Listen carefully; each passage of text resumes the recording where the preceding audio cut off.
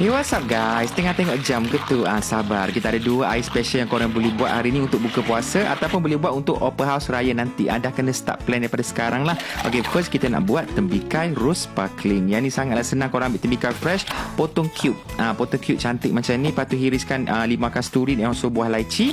And kita perlukan sangkuit campuran rose lychee. Yang mana belum pernah try, pergi supermarket ambil yang ni. Yang ni favourite KA. Rasa rose lychee tu very strong, very sedap. Campur dengan air biasa pun dah cukup. Tapi yang ni kita nak special, kita campurkan air sparkling, lagi fizzy rasa dia lah. Lepas tu korang masukkan hirisan tembikai kita letak tadi, masukkan lychee, nata di koko, lepas tu masukkan 5 kasturi, daun pudina. Itu saja. Kacau-kacau.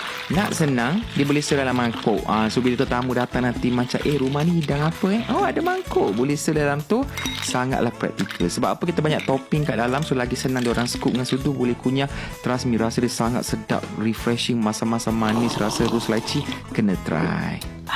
Sedap. Okay, next kita nak buat watermelon orange cooler. Yang ni rasa dia lagi macam-macam lah. Sangat senang. Korang hiriskan buah orange. Yang ni kita akan buat topping nanti. Lepas tu korang ambil buah tembikai, kita akan blend dengan air sikit dan masukkan air kosong ataupun air sparkling yang guna tadi pun boleh juga. Korang akan dapat tekstur yang slushy ice blended macam ni lah. Cantik tekstur. Okay, lepas tu masukkan ais and kita perlukan sangkuit orange. Yang ni original flavor. Kalau pergi raya, open house, setiap rumah hidangkan air sangkuit ni memang sangat-sangat popular di hari raya. So why not kita bagi twist sikit. Kalau letak dalam jar, masukkan juga sikit sangkuit campuran rose lychee tadi.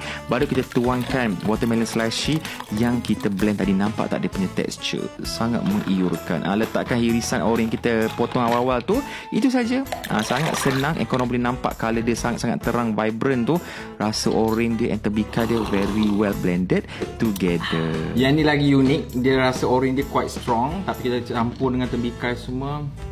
Sangat sedap untuk buat open house raya nanti. Okay, selamat berbuka dan selamat hari raya.